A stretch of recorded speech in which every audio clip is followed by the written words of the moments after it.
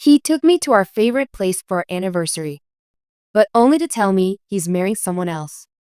But before that night, before the ground beneath my feet cracked open, there was a love story. Or so I believed. We met when I was 24 and he was 26. It was raining, of course, because cliches are often born in truth. My umbrella had flipped inside out, my heel had snapped, and I was swearing at the universe when a voice behind me said that heel wasn't worth the battle anyway. I turned around, and there he was, tall, unshaven, his shirt soaked, sketchpad under one arm, holding a coffee in the other like it was the only warmth he had. His name was Caleb, and in that one moment, with one line, he made me laugh through frustration. He walked me to my car that day, and the next day, he found me again. Same cafe, same table, as if we'd agreed on it in another life. We started meeting every Thursday. He called it our day before we ever kissed. He would bring me messy napkin sketches, show me his latest half-finished architectural dreams, and ask me what I saw. I tell him stories about the people who might live there, about the arguments they'd have in the hallway, about the children who'd press fingerprints on the glass windows. He told me no one else saw the world like I did. And I told myself no one else made me feel like I mattered. I was working a stable job back then, marketing lead for a mid-tier firm. I wasn't rich, but I had structure. He had none. His life was chaos, unpaid internships, unpaid bills, half-finished projects, and dreams taller than his bank account. But he had this. Fire. That burning, reckless, brilliant kind of passion that makes you believe in things that don't exist yet. He made me believe in us. By month 3, we were inseparable. By month 6, he moved in with me, one suitcase, one sketchpad, and an apology for his mess. It's temporary, he had said. Just until things get stable. But stability never came. Not for him. But it didn't matter. Because I gave. God, I gave. I paid rent. I covered his debts. I helped him fix his resume, design his portfolio, and even practice interview questions with him. I stayed up till 3 a.m. with him the night before his first pitch, only to see him come home the next day crushed because the firm wasn't ready for someone like him. And every time he failed, I picked him back up. I told him he was brilliant. I told him to try again. I told him, we'll figure it out. And in return, he kissed my forehead, scribbled my name into his blueprints, and said, one day, you'll have a whole house made just for you. We created a world in a 500 square foot apartment. We cooked ramen and danced barefoot. We drew our dream home on the wall using chalk. He promised me we'd live by the sea, with a glass studio for him, and a writing nook for me. We named our imaginary dog. We even joked about our future kids, Ava, Kian, sometimes Mia. He told me I was his muse. I told him he was my miracle. And every year, on our anniversary, he took me to that little cliffside cafe with the broken jukebox and dusty wine glasses. The one with the view of the city lights, where everything felt infinite.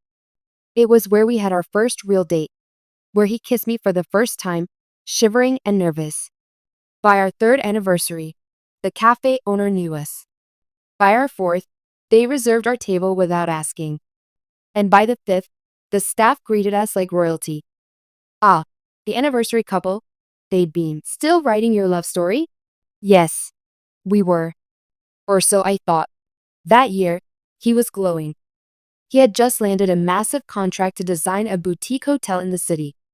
He gifted me a charm bracelet, 5 tiny charms, each representing a year of love. Next year, he whispered, I'm thinking something permanent. Something with a diamond. I cried that night. Happy tears. We made love like it was a beginning, not knowing it was the beginning of the end. Because then came the 6th year.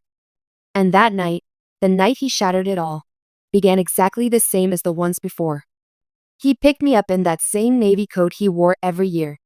He kissed my cheek, played our song in the car, made small talk about his work, laughed at nothing in particular. But something was off. His hands were colder. His eyes kept drifting to his phone.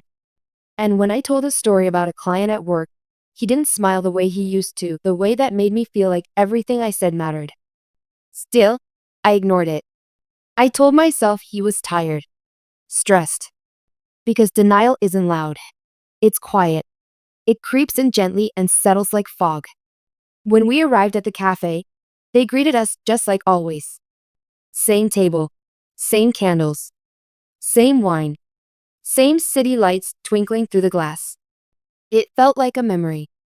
It felt like a dream. I didn't know it would be a funeral for everything we'd built. He was quiet during dessert.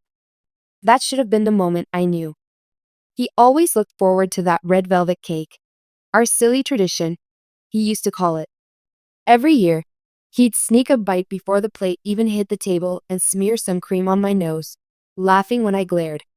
But this time, he didn't even touch it. Instead, he just stared at the flickering candle between us. Like it held answers he couldn't say out loud. I kept trying to talk.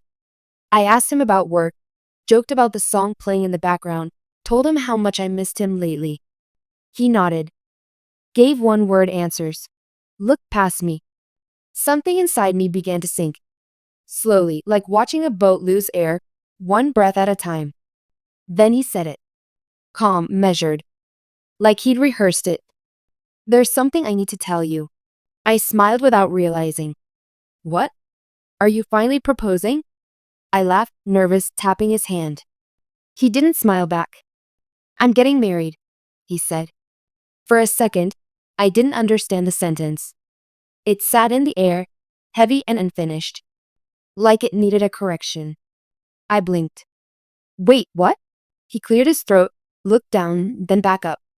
I didn't know how to say it. I didn't want to hurt you. You're getting married? I repeated.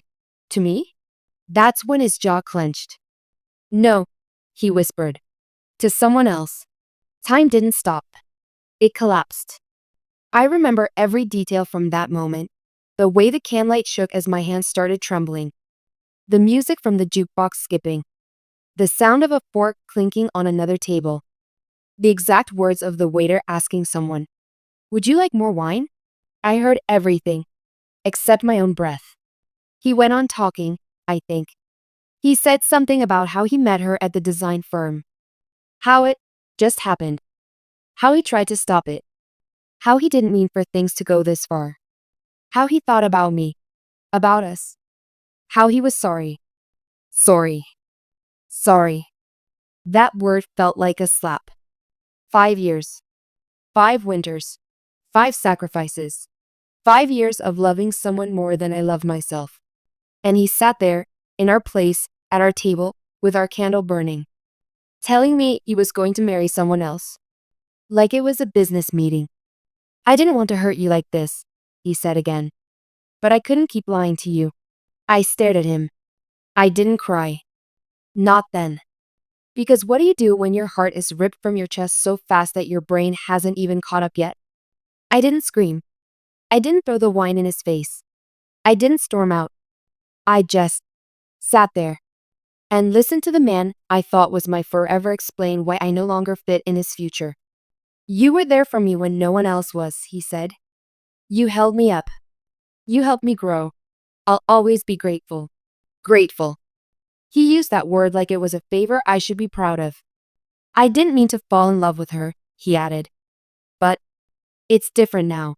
I've changed. I think we both have. I wanted to laugh. Not the funny kind. The hysterical kind. Because I gave him everything. And now he was talking about change like it was a natural process. Like betrayal was just a symptom of growth. I looked down at the bracelet he gave me the year before. 5 charms, each for a year he promised me. I unclasped it slowly and placed it on the table between us. He looked surprised, like he didn't expect me to be calm. Are you okay? He asked. No. But I smiled anyway. I hope she loves the man I built, I said. Then I stood up and walked away. I didn't turn back. Not when he called my name. Not when he begged me to wait. Not when the waitress brought the check and looked confused because one of us had vanished. Because something inside me died that night. But something else was born. You think you'll scream. You think your knees will give out and you'll collapse on the pavement outside the restaurant. That someone will have to pick up the broken pieces of your soul and hold them together while you fall apart. But none of that happened. I just walked. Past the valet who asked if I needed a ride. Past the corner store where he once bought me flowers after we fought. Past the street where he first said, "I love you," in the rain. I walked until I couldn't feel my legs anymore, until the numbness overtook the nausea. And then I ran. I didn't run toward anything. Just away from the truth, from the shame, from the unbearable echo of his words. I'm marrying someone else. When I finally collapsed into my apartment, I sat in the dark. For hours. No music, no lights. Just me and the suffocating silence of a life that had been rewritten without me. I waited for the pain to hit like a tidal wave. But instead, it came like raindrops. First the burning in my throat. Then the trembling in my hands. Then the sob. The kind you don't recognize because it doesn't come from your lungs, but from somewhere deeper. Somewhere primal. Somewhere that knows betrayal like it knows breath. I cried until my skin was raw. Until my body ached. Until I hated every part of myself that had ever loved him. And then came the shame. Not for what he did, but for what I allowed. I let him build a life on my back. Let him use my love like scaffolding until he could climb higher. Let him borrow my loyalty like currency, only to spend it on someone else. I gave and gave and gave, until I had nothing left for myself. And still, he left. What hurt more than the betrayal was the casualness of it. The calm. As if he'd already said goodbye in his heart months ago, and was just waiting for the right time to let me know I wasn't part of his blueprint anymore. I replayed every moment. The late nights he didn't come home. The times he turned his phone screen away. The sudden interest in cologne. The new gym routine. The half smiles. The "sorry, I'm just tired" excuses. It was all there. The signs were neon. I just didn't want to see them. Because believing a lie is sometimes easier than facing a truth that might destroy you. I called no one. I told no one. I disappeared for 3 days. Didn't go to work. Didn't answer texts. Didn't eat. Just stared at the walls, at the sketch he once drew of the house he said we'd build. It was still taped to the kitchen door. The tiny window seat he designed for me. The garden path with tulips, my mother's favorite.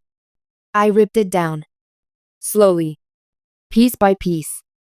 Because how do you grieve a person who's still alive?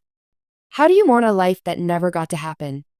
How do you make peace with the fact that the man you loved more than yourself never planned to stay? On the 4th day, my sister came by. She let herself in with the spare key. She found me on the floor of the bedroom, wrapped in the hoodie he left behind, surrounded by torn sketches and broken wine glasses. She didn't say anything. She just sat next to me and held my hand. And finally, I said it out loud. "He's marrying someone else." She didn't gasp. She didn't curse him. She just held me tighter. Because some betrayals don't need an audience. They just need space to bleed. That night, I finally showered, washed my hair, brushed my teeth, looked in the mirror, and I didn't recognize the woman staring back.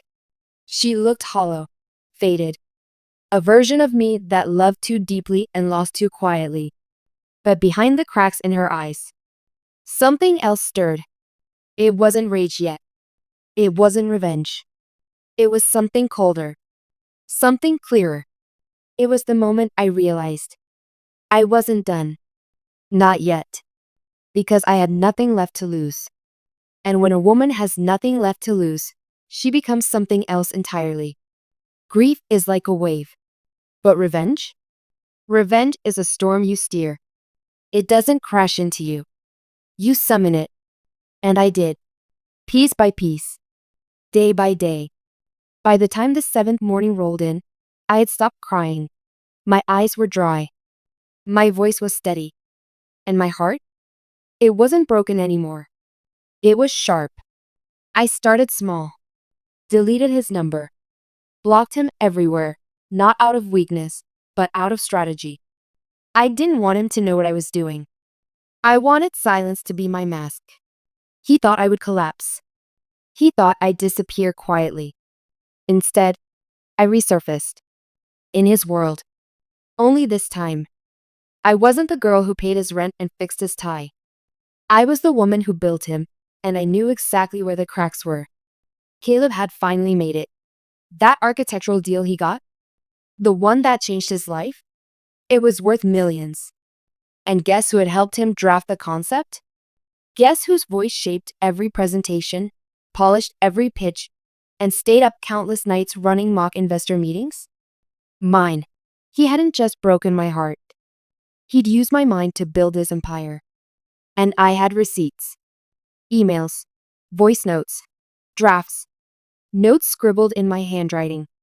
Legal documents saved on our shared cloud. The ones I wrote, proofread, formatted, while he slept beside me. He never once gave me credit. But that was about to change. I hired a lawyer. A ruthless one. And not just for breach of verbal contract or intellectual theft. I wasn't just going after compensation. I was going after reputation. While the legal process started, I did something else. I put on lipstick. Wore black. Attended the same launch party he invited half the industry to, the one celebrating the grand opening of his signature boutique hotel. The one I had helped him dream up. He didn't expect me to walk through those doors. Not in that dress. Not with that calm smile. Not with confidence sharper than any knife he could throw. Our eyes met across the room. His smile froze. The new woman, the one he left me for, was hanging on his arm. Pretty, polished, perfect, and completely unaware of the storm heading straight toward her fiance. I didn't speak to him that night. Didn't cause a scene. Didn't slap him or scream or cry. I just looked at him and let him see what it meant to lose someone who knew your dreams better than you did. Then I spoke to his investors. His new partners. The developers. The ones who had no idea a major portion of the initial concept design, vision statement, and investor pitch came from someone they'd never even heard of. They were polite, intrigued, and a little confused. So I offered to send them a timeline. With documentation. It took only 2 weeks for whispers to start. First on LinkedIn. Then in private design forums. Then in the inboxes of journalists who were already questioning the originality of Caleb's work. I never lied. I never embellished. I just showed them what already existed, the truth he tried to bury under charm and tailored suits. And truth, when exposed, doesn't whisper. It roars. Contracts were re-reviewed. Ownership stakes were questioned. A pause was issued on his next project pending creative conflict resolution. The firm began to distance itself. Quietly. Carefully. He tried to call me. From 3 different numbers. I didn't answer. So he emailed me. Said he wanted to talk. Said he missed me. That he made a mistake. That the new girl didn't understand him the way I did. That he still had the bracelet I left on the table. I laughed when I read that line. Because he still didn't understand. This wasn't about closure. This wasn't about getting him back. This was about getting myself back, the version of me that used to beg for crumbs from a man she built like a monument. I didn't reply. But I did forward the email to my lawyer. By the 3rd month, Caleb had been pulled from his lead position on the hotel. His partners restructured the deal. His name, his brand, was now tarnished, not destroyed, but tainted enough to make the next firm think twice before trusting him with millions. And the woman he left me for, she left him. Turns out, she didn't like watching the man she thought was a genius spiral into public silence. Turns out, she didn't like discovering she was never the first, just the latest. Turns out, even a beautiful lie rots when left in the sun too long. He sent one last message. Short. Hollow. Desperate.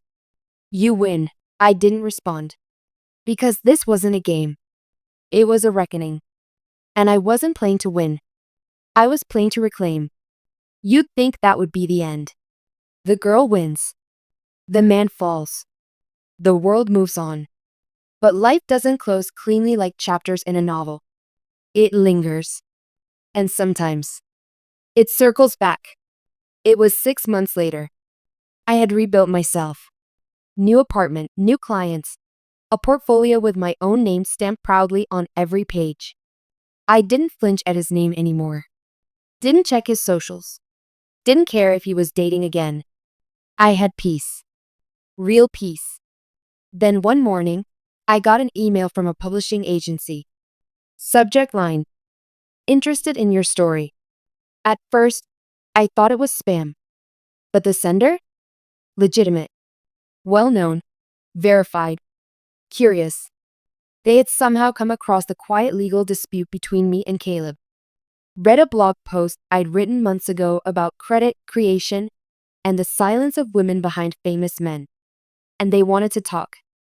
Have you considered writing a book? They asked. We believe there's a powerful voice here. A voice others need to hear. I stared at the screen. Something fluttered in my chest. Not vengeance. Not even pride. Something else. I said yes. That book became my voice. My truth. It didn't name names. It didn't expose him in a tabloid way. It was something better. It was my side, finally told, not through whispers or teary late-night calls, but through fire-forged clarity. The manuscript sold in 3 weeks. It debuted with critical acclaim. Not because I was famous, but because so many people had lived it, loving someone who used you as a ladder, then called you a weight once they'd reached the top. And then? Then came the part I never expected. He sued me. A year after the launch. Claimed I defamed him. Claimed he was the inspiration for a character in the book. That the timeline suspiciously aligned with his own story and caused damage to his reputation. I thought I'd be afraid. But I laughed. Because in order to prove the book was about him, he'd have to admit it was true. Every word. Every betrayal. Every manipulation I had left unspoken, he would have to drag into the light. And I wanted that trial. I welcomed it. But his lawyer must have realized the trap. Because they withdrew the suit quietly 2 weeks later. No apology. No statement. Just disappearance. And that was the last time I heard his name spoken in rooms that mattered. It's funny, really. He took me to our favorite place for our anniversary. But only to tell me he was marrying someone else. He thought that would break me. What he didn't know is that he handed me the final piece of my own beginning. He gave me the ending of his story, and in doing so, gave me the title of mine. So when people ask me now, was it worth it? Do you ever miss him? I smile. Because I don't miss the man I loved. He never existed. But I'll always be grateful to the man who left me at that candlelit table. Because he introduced me to the woman who got up from it. And she's unstoppable.